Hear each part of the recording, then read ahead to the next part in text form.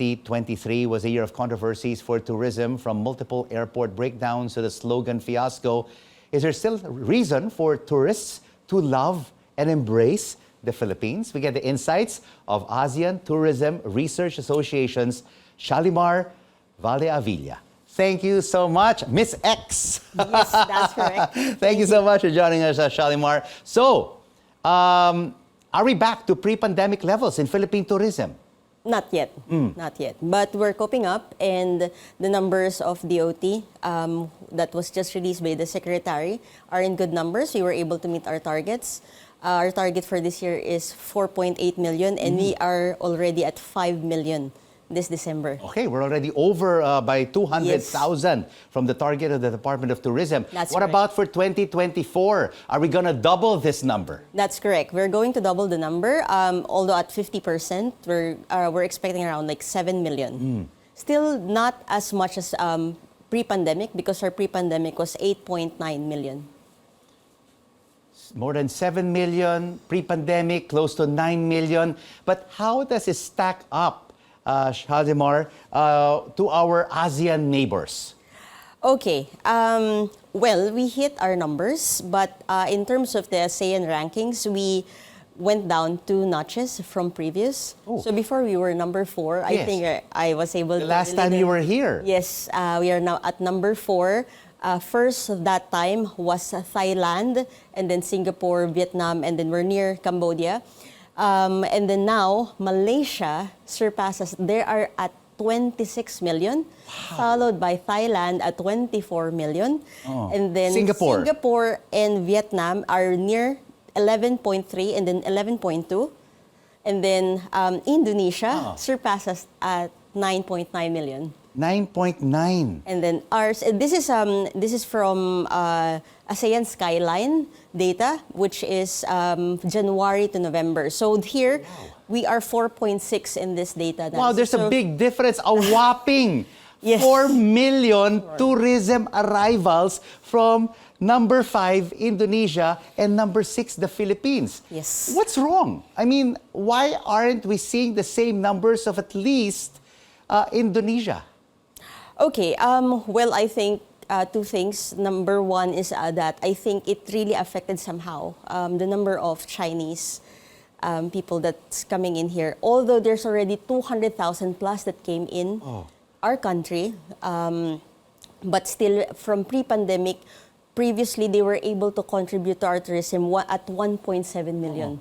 So that much. Is this ongoing conflict between China and the Philippines, this geopolitical intramurals that is taking place, affecting those tourism arrivals? Somehow, yes, that's correct. But at the same time, I think it's because both countries, we are the last that opened. At the same time, they were also one of the last that were able to really go out from their countries as well. So it's like both countries who were really very cooperative in traveling together and contributing to the economy for travel, really has this gap now. Whether it be 4.8 or 4.9 or 5 million by the end of this year for Philippine arrivals, vis-a-vis 9.9 million for Indonesia. Okay, another thing is I think the Muslim brothers and sisters, if you can see Malaysia, Indonesia, they're a bit like friendly to the Muslim community. That's why Department of Tourism, for their National Tourism Development Plan, they're already opening some halal cuisine programs and making Luzon also a friendly Muslim city. So at least, I mean, a Muslim region. So at least by that, maybe we can increase our numbers. Increase our numbers by at least 50% by 2024. Yes, because if you look at that, these are the two regions that was not in the top during the first quarter. But imagine surpassing it now at 26 and then 9 million, right? They really like, oh my God, okay. So that's what we can also look forward to if we are going to open our borders to the Muslim community. All right. I mean, just in Southeast Asia, Filipinos love to go to Thailand for shopping, to eat, and they also love to go to Singapore. And of course, now that's a very new destination, Vietnam, either Hanoi or Ho Chi Minh.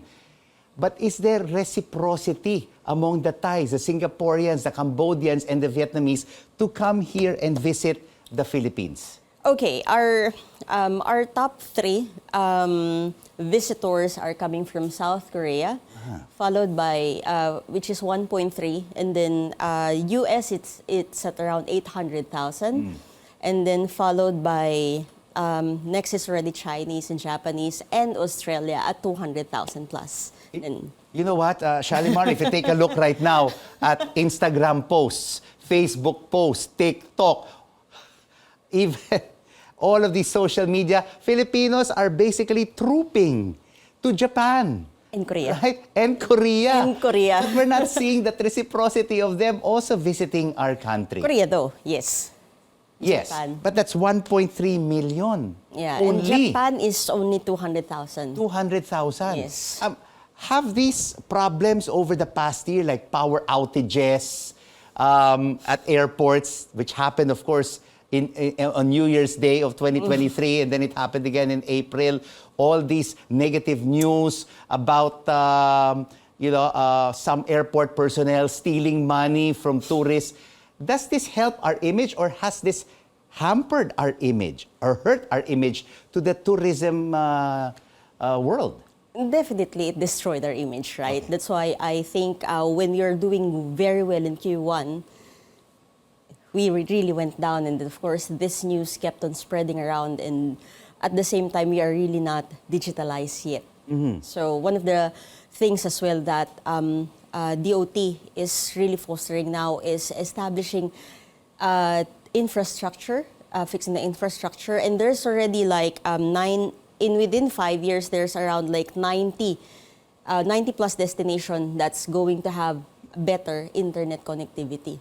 Because of course, if you go here and then you don't have any internet connectivity and hearing all this news, the traffic, etc., you will lose your business, right? You will lose communications to other people. And even just photographs upon arrival, right? Yes. At the international airport, seeing those long immigration lines. Does this discourage travelers from coming, just seeing those photographs? Of course, because this shows the leadership, right? This shows our government. But, same as what I said before, these are learning points that we can mobilize. And at the same time, although it was already patched 3 months after the situation, so now it's already okay. But of course, the media, the search engine optimization will still highlight this. No? So, and now we are also, and if you can see as well, the target of the Department of Tourism is just at 4.8 million. We are really not moving towards competing, right? Even for fifth place. Because I think, if you look at it and considering our scope and limitations, is that maybe they have already estimated that we are not ready yet. Yeah. So even if our numbers for next year is 7 million, we're not competing, right? Not even competing, yes. Yeah, Indonesia is 9 million. We are going to target 7 million. But I think this is a safe, and this is okay, because if we go further, how are we going to accommodate we don't have the surge? infrastructure. We don't have the capacity for it. Yes, and infrastructure, we're still going to develop 15,000 rooms, hotel rooms, and then more. There's no specific number yet of hotels to be established, but there's like a good number that is going to be done by Department of Tourism to address surge or influx of tourists. But so far, with these arrivals of 4.8, 4.9, or 5 million by this year, how many percent of this are balikbayans, Filipinos who are coming from overseas, vis-a-vis foreign tourists? Okay, from the foreign tourists, it's 4.6 out from the 5. Okay. So it's quite a good number. Quite a good number that we're seeing an influx of foreign tourists and about 200 to 300,000 balikbayans from overseas. But what other best practices, Xialeemar, can we learn from our ASEAN neighbors like Malaysia, Thailand, Singapore, of course, apart from the infrastructure, right, the digital connectivity, to improve those numbers and even maybe bring it up to 9 or even 10 million by the end of 2024? I think, I really believe in the digitalization. At the same time, if you're going to also campaign it properly, which is, I think, since we changed our branding, right?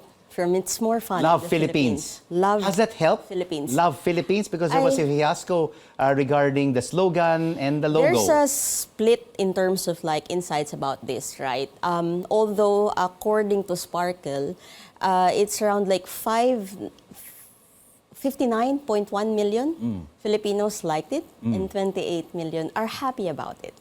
So therefore, they were okay about it. And then the reason behind that is that we would like to replace fun in a deeper aspect of like really loving our country first, and then also making other nations explore more than the fun, but maybe also our cultural heritage, and the warmth of a Filipino people, right?